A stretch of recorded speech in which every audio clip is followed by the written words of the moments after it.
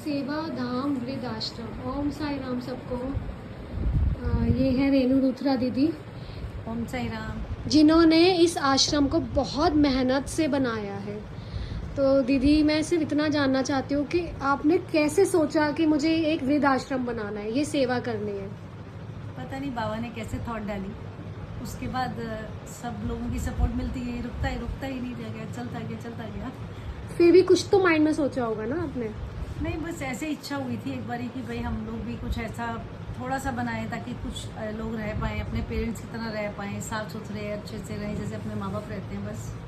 लेकिन जिस हिसाब से मैं बहुत बार आई हूँ यहाँ पे वृद्धाश्रम में, मैंने देखा है बहुत ज़्यादा एजिड लोग भी हैं, किसी को कुछ प्रॉब्लम्स हैं, किसी को कुछ प्रॉब्लम। मैंने एक चीज़ भी देखी है कि कई बार कुछ जैसे एक एज हो जाती है तो कई बार ना जो एजिड ओल्ड एज के लोग होते हैं वो सुनते भी नहीं हैं, है ना। तो कैसे हैंडल करते हो आप उनको?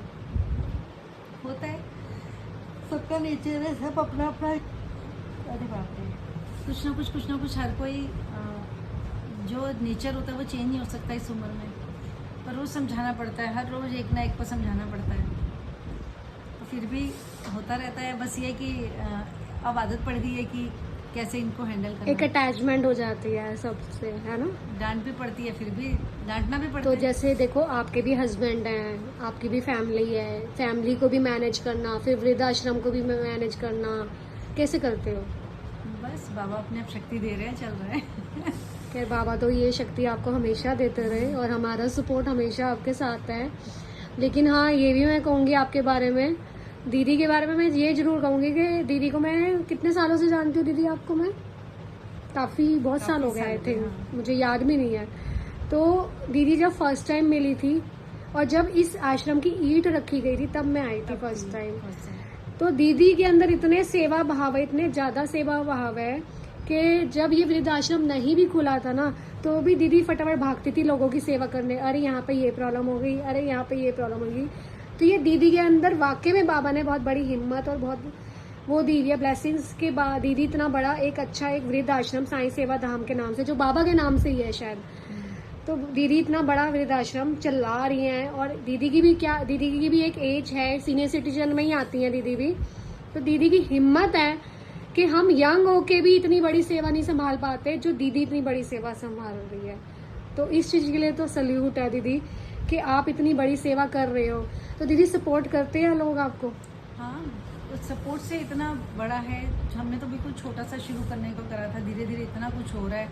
और जब एक चीज़ सोचो तुरंत पूरी हो जाती है। अभी जैसे ऊपर हॉल बना, बेड्स मैंने सोचे फटाफटी, किसी ने 3 दिए, किसी ने 2 दिए, बोले कि हम इधर से बनवाओ। अब जैसे ऊपर शिफ्ट करना है लोगों को, पानी का था, जैसे अब गर्मी आ है तो ठंडा पानी भी चाहिए, कौन नीचे आके लेगा। बिल्कुल बिल्कुल। अभी हमारे एक भैया आए, अचानक उन्होंने देखा, पूछा क्या चाहिए कुछ है, तो मैंने कहा भैया वाटर, आज वाटर डिस्पेंसर आ भी गया नया। तो वो ऐसे ही जब ऊपर वाला कुछ रोक ही नहीं रहा, जो वो चीज़ हम आपका भी सोचते मन कि ये वो नहीं है ना, ये आप नहीं इतना अच्छा काम कर रहे हो ना, आप सोचते हो कि बाबा ये चीज चाहिए तो वो चीज हो जाती है, बाबा अपने आप रास्ता बना देते हैं। दिखा देते हैं। कोई ना कोई अपने आप ही सपोर्ट करता है उस चीज़ के लिए। हाँ। तो कई लोग कहते हैं यार तुम वीडियो क्यों बनाते हो ऐसी जगह जाके, है ना। इसका क्वेश्चन भी मेरा यही है कि हम वीडियो क्यों बनाते हैं। इसलिए बनाते हैं कि दीदी के बस की अकेले की नहीं है, अगर सपोर्ट ही नहीं मिलेगा तो दीदी कैसे अकेले कर लेगी। जितने 25 लोग यहाँ खाना खा रहे हैं, रह रहे हैं, मेडिकल फैसिलिटी है, तीनों टाइम का खाना है, पर लोग सपोर्ट कर रहे हैं, तभी कर पा रहे हो। बिल्कुल अकेले तो आजकल अपना परिवार ही पालना आज एक बहुत मुश्किल है, बहुत मुश्किल है। और इतने सारे लोगों को, कितने मेंबर्स हैं दीदी? 25 लोग हैं। 25 मेंबर्स हैं देखो, और 25 मेंबर वो भी एक एजेड। जुलाई को 3 साल होंगे, अभी 3 साल हो जाएंगे दीदी के वृद्धाश्रम को। और कितनी अच्छी बात है कि 25 मेंबर रह रहे हैं और 25 मेंबर सारे ओल्ड एज के हैं और उनको हैंडल करना वाकई में दीदी की ही हिम्मत है। जो दीदी, मैं जब भी आती हूँ ना, मैं दीदी की ये हिम्मत देख के मुझे बहुत हिम्मत आती है कि हाँ, हम लोग सोचते हैं ना कि अरे यार कितने दुख है हमारी लाइफ में, कितने दुख है, बाबा ये कर दे बाबा। लेकिन आप यहाँ आओगे ना, लोगों से मिलोगे तो आपको समझ आएगा कि नहीं, हमारे दुख इतने नहीं है जितने इनके दुख है। और मैंने दीदी एक और चीज़ नोट करी है, काफ़ी पेड़ मतलब बच्चों के निकाले हुए भी आए हुए हैं। हाँ। ऐसा क्यों? मतलब बच्चे कब समझदार बनेंगे, अपने माँ बाप को ही निकाल देते हैं। बस आजकल कुछ माहौल ही ऐसा हो गया है। मतलब जब हमने खोला तो हमने सोचा नहीं था कि ये वाली पोजीशन भी, मुझे पता ही नहीं था कि ये भी पोजीशन होती है कि बच्चे निकालेंगे, क्योंकि मुझे कभी नहीं पता था, कभी आज तक ऐसे आश्रम मैंने सुना भी नहीं था कि भाई बच्चों ने निकाल दिया। लेकिन जब खोल लिया तो उसके बाद कॉल्स आने लग गई, हर कोई यही कि मेरे मम्मी को, मेरे पापा को, मेरा ये। फिर हमने रखना शुरू कर दिया। हमने कहा ये भी तो एक तरह से परेशानी है, बुजुर्ग हैं और इस उम्र में कहाँ भटके। वही तो है ना, आपने रखा क्योंकि आपकी एक सेवा थी कि नहीं मैं नहीं, लेकिन उन बच्चों को भी समझना चाहिए जो अपने माँ बाप को निकाल देते हैं। उन बच्चों को ये बहुत छोटा सा आश्रम है, बट अब मैं देखती हूँ कि इतने सारे आश्रम अब पता चलता है तो ऐसे हैरानी होती है कि कितनी पब्लिक दुखी है। कितनी पब्लिक दुखी है, मतलब हमें लगता है कि हम फिर भी ये तो सुखी सिर्फ हैं। 20-25 लोग हैं, लेकिन अब और आश्रम देखो, इतने बड़े बड़े आश्रम भी हैं। हमारा तो कुछ भी नहीं है, छोटा कुछ सा भी आश्रम नहीं है। है, बिल्कुल बिल्कुल। और इतनी दुनिया दुखी है, मतलब इतने भरे पड़े हैं आश्रम इस टाइम। पता नहीं ये बहुत कौन सा ज्यादा कलयुग का ये वचन है। कलयुग ही है। कलयुग का मतलब ही समझ जाए ना इंसान, तो शायद उसको दुख ही ना हो। और छोड़ने के बाद सबसे बड़ी बात है कि बच्चे लोग कॉल भी नहीं करते हैं, कॉल भी नहीं करते, उससे भी नहीं है। कितनी गलत ये बात उनके है। लिए और दुखदाई है, क्योंकि पूरी जिंदगी उनको पाल पोस के शादियां करी, हर चीज करी, और आज वो औलाद उनको ये भी नहीं कि मजबूर है तो छोड़ गए हैं, लेकिन उस मजबूरी के बावजूद पूछते तक नहीं है। बहुत गलत बात है ये। मैं तो खुद सुन के ना स्टोरी सबकी कोई बहुत कोई है, हैरान हो एक दो रही हूँ। जने बीच में बहुत ही, मतलब अगर 25 लोग हैं तो उसमें से 5 लोगों के बच्चे पूछ रहे हैं, पूछ बाकी रहे तो हैं, कोई वरना पूछ नहीं, कोई भी नहीं पूछता। बहुत मुश्किल है ये चीज़ ना कि कैसे हैंडल है। बट दीदी सच में आप, मैं यही क्या, इसलिए मैं आपकी ये इंटरव्यू ले रही हूँ। सच कहूँ मेरे लिए इंटरव्यू नहीं है, मेरे को ये सब नहीं आता। मेरी इच्छा मुझे थी भी नहीं बट आता मैं बट मैं आपकी एक वीडियो बनाऊँ और उसको डालूँ। मैं सिर्फ इतना चाहती हूँ, नहीं, जरूरी नहीं वीडियो आप का- इसी आश्रम को सपोर्ट करो, आप जहाँ भी रहते हो ना उस आश्रम को, वृद्ध आश्रम हो या बच्चे हो, कहीं भी हो, उस चीज को सपोर्ट करना जरूरी चाहिए। हाँ। हम अगर हम महीने में 200 या 250 का खा लेते हैं एक दिन में, तो हम 100 रुपये ना महीने के निकाल सकते हैं। वो जरूरी नहीं है आपको देने हैं, आप खुद जाओ, आप कुछ बना के ले जाओ या कुछ खिला दो, ये बहुत बड़ी चीज है।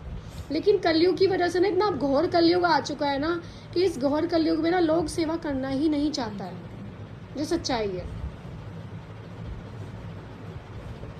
अभी कल परसों एक क्या होता है, कभी कभी बच्चे जब बेटियां छोड़ के जाती हैं तो वो होता है कि वो अपने ससुराल में रह रही हैं, उनके अपने इन-लॉज हैं, बच्चे हैं, और वो मजबूर हो जाती हैं। अभी अभी परसों ही एक बेटी छोड़ के गई है, रोती गई है, इतना रो के जा रही थी। बल्कि पापा ने बोला कि मैं तेरा शुक्रगुजार हूँ कि तू मुझे कहीं अच्छी जगह छोड़ के जा रही है, बेटा तेरा थैंक्स। तो वो कहती है पापा थैंक्स मत कहो, हम तो मजबूर हैं, हम तो आपको आश्रम में छोड़ के जा रहे हैं। बताओ, कह रही मैं खुद रख पाती होती तो मैं रखती, लेकिन क्या है, मजबूरी उनकी। वो ये है, बिल्कुल बिल्कुल। और वो लड़की को भी दुख तो लग रहा होगा ना, अपने बाप को वो छोड़कर हाँ। जा रही है। तो क्या कहूँ मैं, मेरे लिए बस यही है कि जितने भी वृद्धाश्रम में रहते हैं ना, मतलब मैं जब भी आती हूँ मैं यही देखती हूँ कि सब बहुत खुश हैं।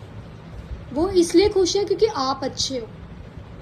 आप अच्छे ना होते तो उनको भी दिक्कतें होती, आप अच्छे हो तो बहुत ही सब खुश है। तो वो मुझे बहुत अच्छा लगता है सुन के, सब यही कहते हैं नहीं हम तो बहुत खुश हैं।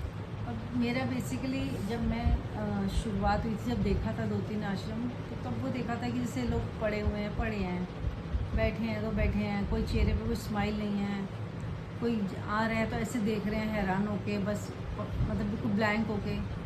तो ऐसे लगा कि नहीं, ये तो मतलब बस ज़िंदगी जी रहे हैं। ऐसा लगा कि ऐसा होना चाहिए कि भाई खुशी वाला माहौल भी रहे। ऐसा होता है कि डांटती मैं भी हूँ इनको, क्योंकि बात बात पे हर रोज हर बात पे कभी-कभी डांटना डांटना पड़ता है, नहीं, कभी कभी नहीं, बिल्कुल। रोज डांटना रोज। पड़ता है, किसी न किसी की क्लास लगानी पड़ती है।